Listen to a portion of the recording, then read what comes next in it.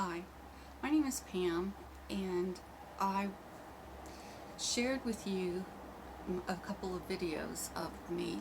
My first one was of my surgery when I went in for bypass surgery. Um, I think right after I told you how it felt and how I was scared and hurt, and a lot of you responded with your prayers and comments about helping me through this and encouraging me, and I appreciate that. I really do. I'm not married, and so it was very comforting to know that there were other people out there that had either gone through the same thing or fearing that what I went through, and it was very encouraging and uplifting to have your comments, and I appreciate that a lot. Thank you very much for those. I I also posted a picture of my first day back at work after surgery, and I've got so many people who just either gave me a thumbs up or one of those emojis, and it ended up being like 200 and something, and I appreciate that. I didn't comment on any of those. I'm not much of a commenter in recognition of those. I guess because I like doing the videos more. I don't know. I'm not. I'm not one to comment on everybody's comment that they gave me, but I do want to tell you that it meant a lot to me, and it was very encouraging to have everybody do that, and I'm glad that this is such a close-knit, supportive group. I really appreciate it, and I know that there are other people out there that appreciate the same support that you give to other people. And I do comment on other people's, uh, but because of my heart attack and my surgery, I've been concentrating a lot on my life, and my health, and getting back to somewhat normal. It was right after surgery. It was scary, and it felt weird. It really did to go through that. Being at the hospital, my kids were my stronghold. They're fully grown, and they came in and did so much for me, and I appreciate them so dearly. And but I spent most of that time thinking about how to recover. You have to see doctors all the time. I had a really good Peace Health here in Vancouver, Washington. Had nurses come to my house. I had like two of them come every week. One was an occupational therapist. One was a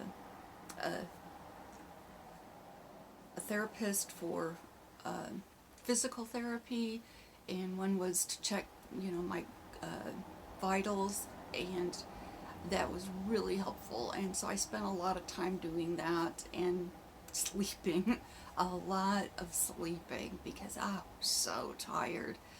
But I came out of that fine. I no longer have them coming anymore. They I think they did it for like 3 or 4 weeks, which was very helpful because you can't run to the doctor every time you feel something that hurts inside, and to have somebody come to your house just to check up on you was nice. But because like I said, I live alone, and it was just nice to know that if I had any questions, they were answered. If I had any concerns, like something was hurting and I didn't understand why, they could answer my questions, which they did. And to get me keep motivated as far as physical therapy, doing a few little exercises, and that was very helpful, so helpful in knowing that I wasn't just left here on my own to go on this healing journey by myself. and it was a lot of healing. You know, besides just the part of your body that's healing, your brain is healing. You thinking about what's next. How do I go from where I am, from having a heart attack, having a bypass surgery? What's my new normal? I didn't know what my new normal was going to be, and I still don't. I have a little bit of concern about that for myself. Is what's my new normal? There's so many other questions. You know, you do all this research. A lot of people live through this. They say you can get 20 years. You can feel 20 years younger after you have this bypass surgery, which I'm still waiting for. I have some really, really good days where I feel so energetic and so alive. And then there are days when I'm like, I gotta sleep, and I don't, and I worry about those days, because it feels like I've fallen back a little bit, but it only has been a couple of months. You know, July was only a couple of months ago, so it's only been a couple of months. The biggest thing about my recovery was the depression, and it hit me after I stopped taking my pain meds, and the nurses were all gone, and I had to sit here by myself and recover. You couldn't go back to work yet, and everybody stopped coming to visit. You know, they'd still come and see you every once in a while, see how you're doing, but mostly it was starting to be all on me. You know, I had to find the strength to keep going, to keep recovering, and the depression hit me really bad. I remember just not even thinking about anything, but just starting to cry, and and I would bawl for an hour, wondering why I was actually crying, you know. And then thought starts coming into you. A couple weeks later, you're still crying, and just recently, a couple weeks ago, it's unbelievable that somebody went into my body and touched my heart and put other parts of my body inside of my body. And to me, that was really weird. It was like, I mean, I've had 15 surgeries, and I've had neck surgeries where I've had to have a part of my hip put into my neck, and I have a steel plate in my neck. And I thought that was just wonderful because there was no more pain.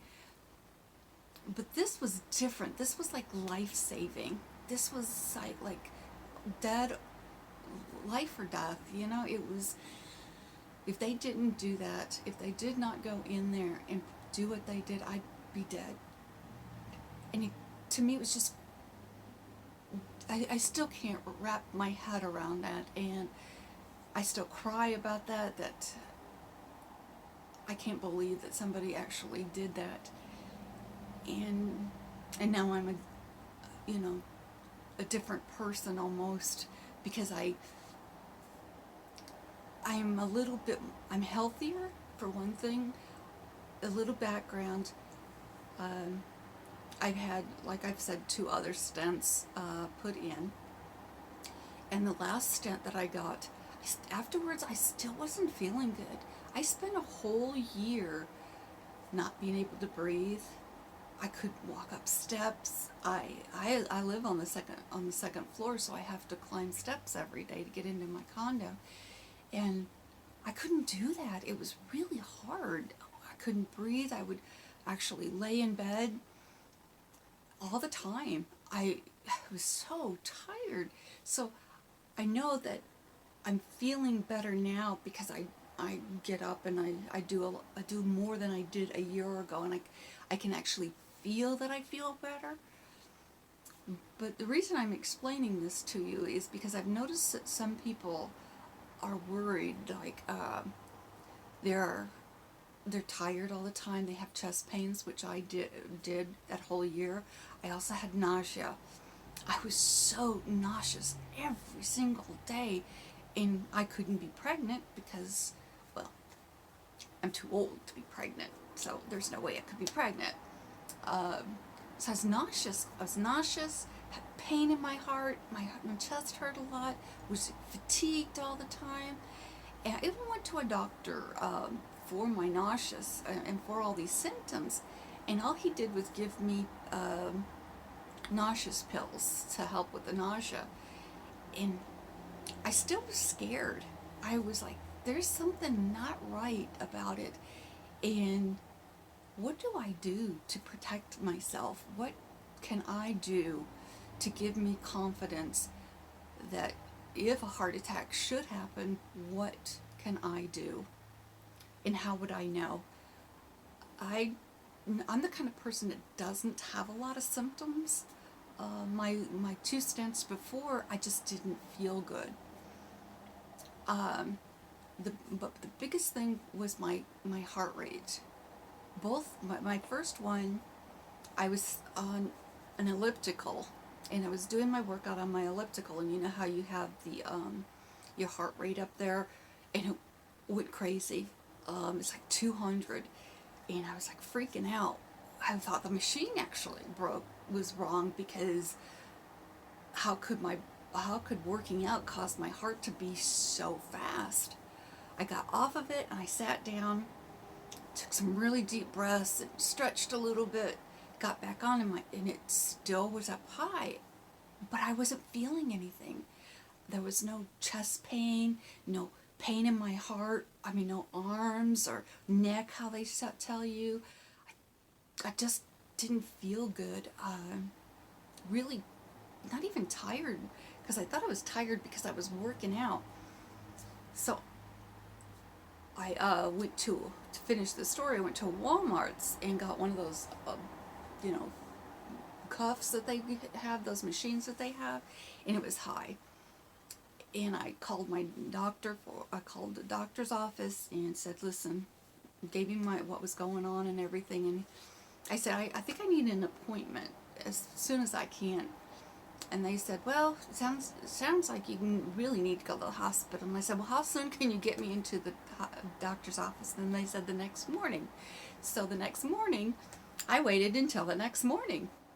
And I got to the doctor's office, and the doctor said, you're not leaving here unless you go in an ambulance, because you're having your heart rate, your EKG is not normal, and you're having a heart attack. And I'm like, oh my God. And it was a hot day outside. It was 100 degrees outside, and I had my dog, and he was outside, chained to my truck. I live my doctor's office is in a very nice place, but anyway, I had to have a friend come and get me and take me to the hospital because I needed someone to take care of my dog. But what I'm trying to explain to you is I didn't have any symptoms. The only way they knew something was wrong with me was because of the EKG. And I was like, I could have died, because I was like, I just didn't feel good. Maybe I just go home and go to sleep. Well, I went in, got, that's my first stent that I got, emergency surgery for the stent. And I was nervous afterwards, but I figured the first stent, that was just a fluke, I'm gonna be okay. Well, years went by, a couple years later, and I had my second stent. The same thing happened to me again. But this time, I wasn't working out. I was driving, and I didn't feel right again. There were, again, no pain, no shortness of breath. I just felt weird. Like my head was not right, my thinking wasn't right, and I was like, there's something wrong. And I'm like, it hit me again. Maybe I need to, it's my heart. Because, let me give you a quick background. My mother died at 57, my brother died at 57, and my grandmother died at 57, all from heart problems. So I knew in the back of my mind, one day I would probably have heart problems. So I'm driving, I get to a parking lot, and I call the doctor again. And I'm same place I've gone for the last 10, 15 years. And they go, you need to go to the hospital. And she goes, can you get an ambulance? And I said, I'm fine. I'll drive myself. I drove myself to the ER. Ended up getting an emergency stent because I was having another heart attack. Well, that started scaring me after that one, which was just about a year ago. I got real scared that I'm not feeling these symptoms like I'm supposed to feel. How am I going to know the next time I have a heart attack? And will I be wise enough to know it is a heart attack to save my own life? And I don't know. I suffer from depression, and that is a totally different story. But when you have severe depression, you think of suicide a lot. You think you just want to die. And I thought about that a couple of times. But when you're put on the line of whether to live or die, you pick living. Because weeks before that, I was like, why am I here? Um, I don't have anything. I want to die. My depression was really bad. And I thought I had suicidal ideations where you think about it all the time. But on July 4th, when I had to have my bypass surgery and my heart attack, I wanted to live. For some reason, your body just takes over, your brain takes over, and you just want to live. Okay, so I'm sitting in it's 3 o'clock in the morning on July 4th, and I don't feel good again. And I'm scared. And I'm like, something is up. This is the reason for this whole video. Okay, I've heard a lot of you are afraid, just like I was. How would you know when the big one's gonna come? When are you going to know that is the time that I need to go to the hospital? This is not for everybody, and I'm not saying that this is a win-win for all, but what helped me during that whole year was I bought this watch. It's a cheap old little watch. And on July 4th at 3 o'clock in the morning, when I woke up and not feeling very good, I looked at this little bitty watch that I have because I bought it because I needed some confidence that if I was working out too hard or my heart was acting up, I at least could see it on my little watch here. And on July 4th at 3 o'clock in the morning, I did that. I looked at my watch, and my heart rate was down to 50. And then it started giving me these red exclamation points that was like, hey, wake up, there's something wrong here. And that's when I called an ambulance, because I still didn't feel any symptoms. No pain, no shortness of breath. I just felt weird. But there is one common denominator in all of my 3 experiences, is the thought of pending doom. And it was weeks beforehand. My last one, I was texting my children months ago, if I should die, I want you to know that I love you. And I wrote up my will. I told my kids what to do with my animal, my dog, and I did everything that I thought I needed to do just in case I died, because I was at impending doom. And that's another reason why I bought this watch. And it helped me. I still did all of that. And that common denominator for all 3 of my episodes was the impending thought of death, doom, that there was going to be something happening. Whether I didn't think it was going to be my heart, it just felt like doom, that I'm not going to make it. There's something that's going to happen to me. And sure enough, each time something happened. But my thought again was, what helped me not worry about so much about living each day was my little watch. Because I could tell my heart rate when it would go up or when it would go down, and it did save my life. I looked at that day, and it was so low that it was giving me these, like I said, these red exclamation points.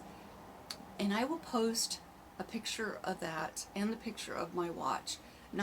I'm not advertising this watch by no means, because I'm not going to get any profit from this. But what I'm trying to do is just help you find some confidence in living your day-to-day life. I too experience anxiety, and this watch that I have, when I have my anxiety attacks, it doesn't show my rapid heartbeat.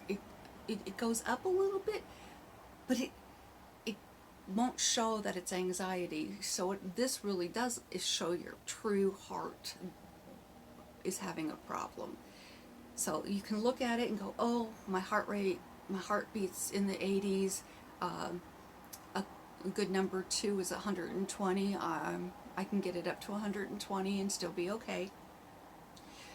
But when you start, you can actually set limits to high and low that will, it'll tell you that you're in that low period or that high period, in that in those marks, and that's when you need to get help. Like I said, I'm not selling this, but what I'm trying to do is offer some security, a little bit of confidence, and by all means, see a doctor. I mean, don't rely on your watch for your living health. I was in the care of a doctor. I had a cardiologist that I seen. At this point, almost every year I would go and see. They would do all the tests again and make sure. So believe me, see a doctor, cardiologist.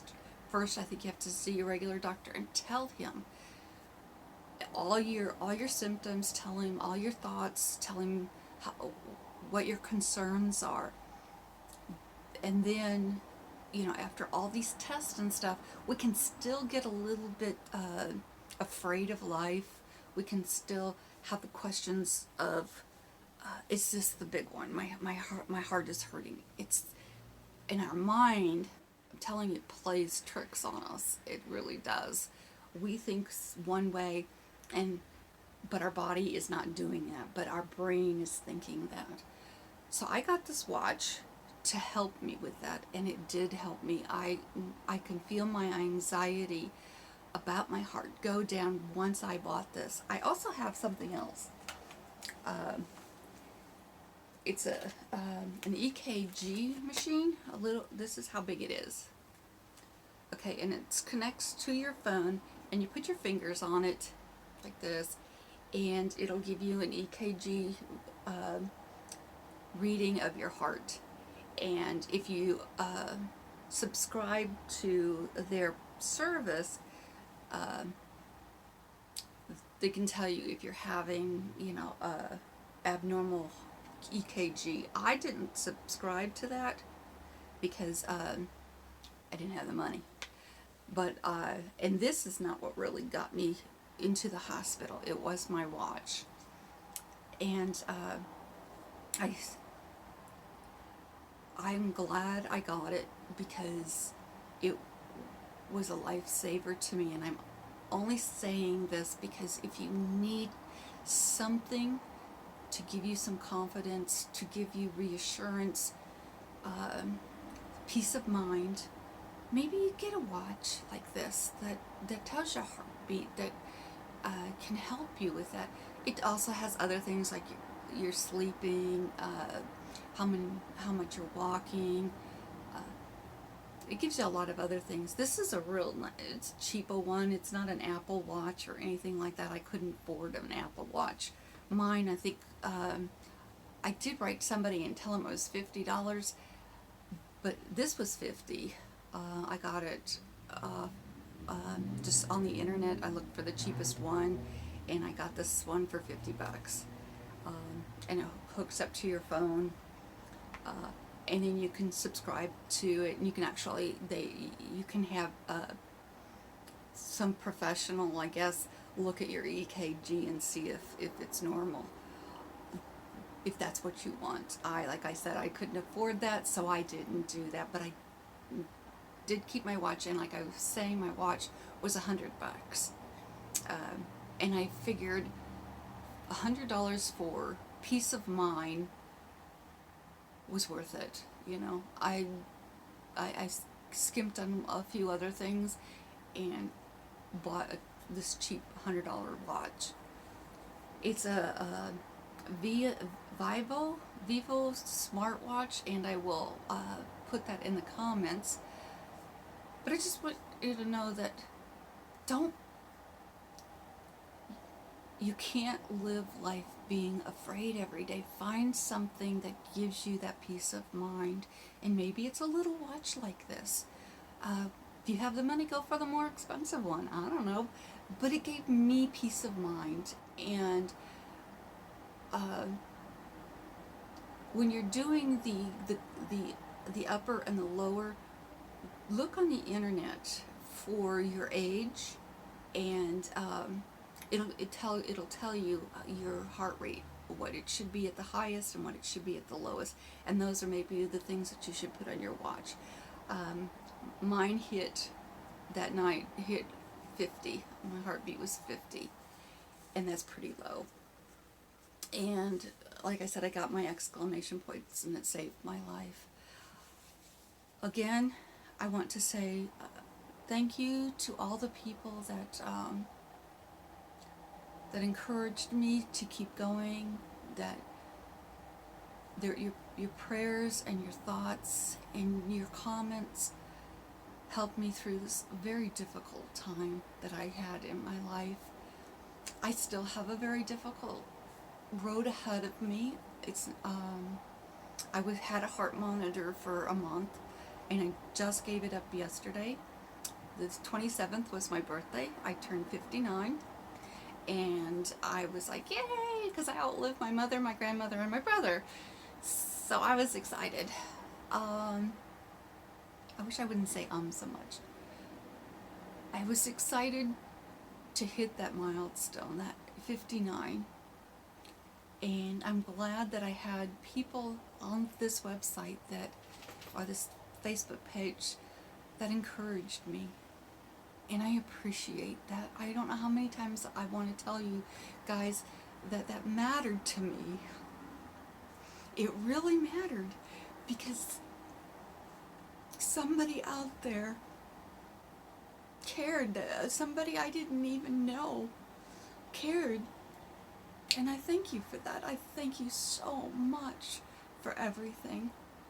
I still, like I said, I have a little bit of a road ahead of me.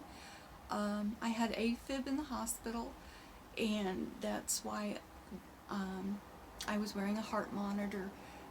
I also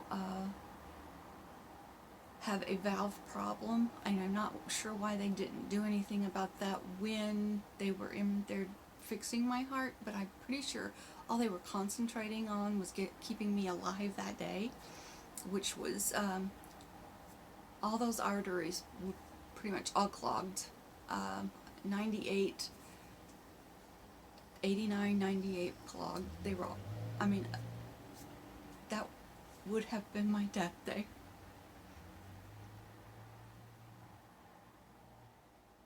But, so I'm grateful for that. I'm grateful that I'm alive, but there's still a lot of things that I have to watch out for. I see the doctor every 3 months, and if I have a heart I might have to have a pacemaker, and that's just another surgery I don't want. My mom had to have, she had a stroke, she had open heart surgery, bypass surgery, and then she had an electric valve put in. So a lot of heart problems in my family. The brother that died at 57, he died of a heart attack. My grandmother died of a heart attack, and my mother, I know, had surgeries and a stroke. And so and also I have another brother. I only have, for siblings, I have two brothers. And my oldest brother, who is 60, not one, he was born without a a valve in his heart. And when he turned like 20 something, he was really young, and he was early 20s, he was climbing up some stairs and went into a coma. And they found out that he needed this part in his heart. So, come on, people. I've had a lot of people, a lot of close relatives who have heart problems, and the heart disease runs in my family. And to be afraid of life is just something I can't do anymore. I can't be afraid of it. And this was kind of ironic. July 4th is my independence, to start living life happily. You know, I gotta take care of myself. I have to watch out for myself, and I'm gonna keep my watch on. But I gotta keep living. When you're that close to death, and I know some of you probably have been there too, but for me, being that close to death, I don't think of suicide anymore. I think about how am I going to make of what life I have left happy, meaningful, and just enjoy it. You know, I'm not gonna. Stress was a big part of my life, and it still is, and I gotta watch out for that, but I'm leaning more towards living life happily now. And this whole thing was a wake-up call.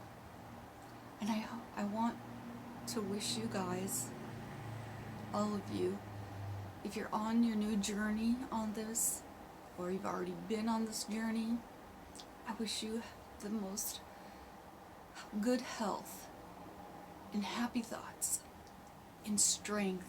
And I hope you have a lot of support, because you need it. Even on this Facebook page, that support got me through a hard time. And like I said, I don't know how many times I gotta thank you guys, but thank you so much for that, because it means a lot. I wish that if you're having a hard time, you know, put something on this page and somebody will respond. And I think they really mean it, because we're all in the same boat. It's our hearts. It's what makes us alive. And it's nice to have other people out there that are going through the same kind of things. I'm going to end this now, because I could talk forever about this, because it's very meaningful to me. If you have any questions, you can message me. But if you're concerned about your heart rate, your heartbeat, maybe get one of these watches and take some sort of control over your life. You know, people on this Facebook page are encouraging and they're supportive, but they don't have all the answers. They can't tell you that if your heartbeat is hitting at a certain mark, whether that's good or bad. Only a doctor can give you really good advice. They're the ones that will is going to help you live. So see a doctor and take your medications. And most importantly, be active. That was one thing that my doctor said after this bypass surgery. He says, if you become inactive, you will not survive, because your body needs that movement, that flow, those chemicals rushing through your body, those veins that they stuck on inside of me, they need oxygen, they need the blood pumping, they need to have my movement. And then the more movement I have, the better my brain feels, the more happy, I call them happy hormones, happy chemicals run through my body, and the more healthier I am all around. Good health to you, and thank you. And most of all, God bless you. Thank you for your prayers, and I pray for you, the ones that are going through hard times, a medical situation. I pray that you all will be okay and that God watches over you, because He does. He did for me and He will for you. I don't want to sound religious, but I just want you to know that God is there and He does listen and He does save lives. And if you're willing to be saved, if you're willing, you have to want to be alive, and can't give up. Don't give up. Happy days, happy prayers, and happy trails. I'm an old lady.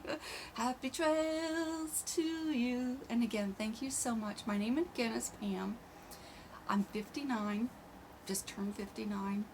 I've had 3 stents. I've had 2 stents, 3 heart attacks, and 1 bypass surgery. And I'm not giving up life. I hope that if I do make another video, it's a good one and not one where I have to have another procedure. But if I do, I will post something, because I need your encouragement again. Thank you and good night. Bye.